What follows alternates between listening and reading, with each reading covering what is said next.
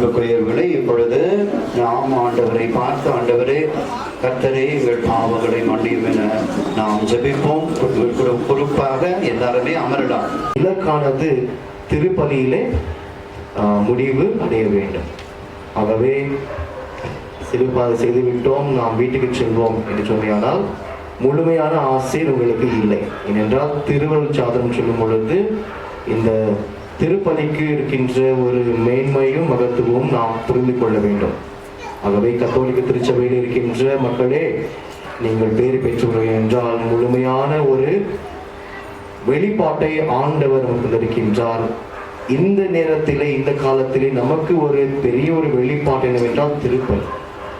திருப்பலியில் பங்கேற்கும் பொழுதுதான் கடவுளுக்கு நிகழ்ந்த ஒவ்வொரு மறை நிகழ்வும் நமக்கும் நிகழும். நாமும் வாழ்கின்றோம், பிறந்திருக்கின்றோம், இறப்போம், உயிர்ப்போம், ஆண்டவரோடு நித்திய ஒளியிலே நாம் பங்கேற்போம். ஆகவே இந்த திருப்பலியிலே நாம் வந்திருக்கின்ற ஒவ்வொரு குடும்பத்தின் கருத்துக்களுக்காக நாம் ஜெபித்து ஆசிரியை பெற்றுக் கொள்வோம். யாருக்கெல்லாம் நீங்கள் ஜெபிக்கின்றோம் என்று சொல்லி வாக்குறுதி தந்திரிகளோ அவர்களை நிறுத்தி பாருங்கள். இந்த திருப்பலி, இந்த பீடத்திலே அவர்களை அர்ப்பணி. முக்கியமாக இந்த கல்லறை தோட்டத்திலே அடக்கம் செய்யப்பட்டுள்ள ஒவ்வொரு ஆன்மாக்காக நாம் ஜெபிப்போம். கடவுள் பேரிலே அவருக்கு நித்திய பேரொளி ஆண்டவர் தருவார்.